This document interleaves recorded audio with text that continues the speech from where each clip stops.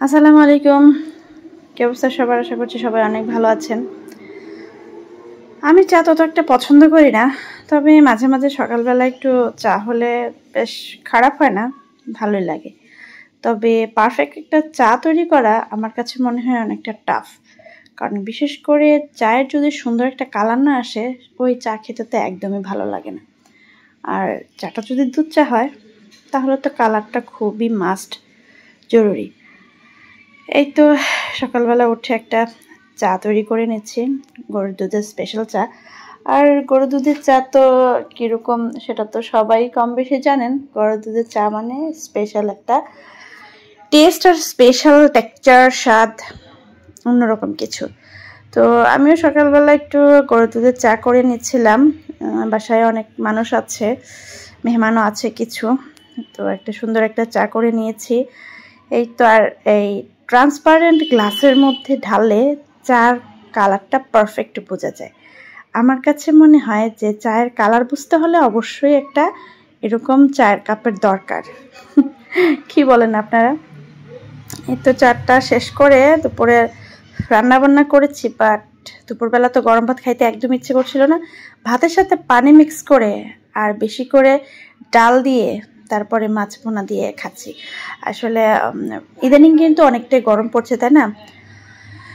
অনেক দিন পরে গরমটা পড়লো। মাঝে তো আলহামদুলিল্লাহ অনেকটা দিন ঠান্ডা ছিল, বৃষ্টি ছিল, ওয়েদারও একদম ঠান্ডা ঠান্ডা ছিল, বেশ ভালো লেগেছিল। আরামে মানুষের দিন কাটিয়েছে। তো এখন বেশ গরম পড়েছে, সবারই একটু হাঁসফাঁস অবস্থা। আর কিচেনে তো কি পরিমাণে গরম, অল্প একটু কাজ করলে একদম হাঁপিয়ে ওঠার মতো অবস্থা।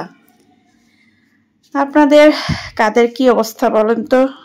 আমি তো গরমে শেষ। আমার তো মনে হয় যে প্রত্যেক বেলায় পান্তা ভাত খাই, কারণ গরমের সময় পান্তা ভাত খেলেই শরীর ও মন দুইটাই ঠান্ডা থাকে। আপনাদের কি মনে হয়?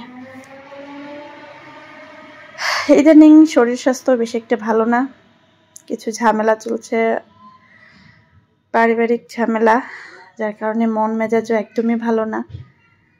ভিডিও ভয়েস দিব যে ওরকম মন মানসিকতা হয় না। মাঝে মাঝে মানুষ জীবনে যে হঠাৎ করে কি কি সব ঘটনা ঘটে যায়, এগুলো আসলে বলা মুশকিল। তারপরেও তো জীবনে ঘটনা ঘটে, আর জীবনে ঘটন অঘটন সব কিছু তো থাকবে, এটাই স্বাভাবিক। তবে মাঝে মাঝে কিছু জিনিস না যেটা আগে থেকে আন্দাজ করা যায়, তারপরেও কেন জানি অঘটনগুলো এড়িয়ে চলা যায় না, আমি ঠিক আসলে বুঝি না। অনেক চেষ্টা করে ওই অঘটনগুলো এড়ানো সম্ভব হয় না। জেনে শুনে যখন মানুষ অঘটন এড়াতে পারে না, তাহলে আসলে বেশ খারাপই লাগে।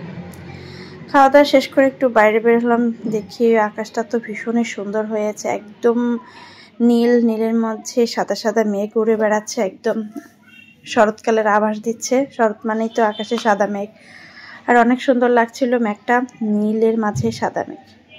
আজ পর্যন্তই, আল্লাহ হাফেজ।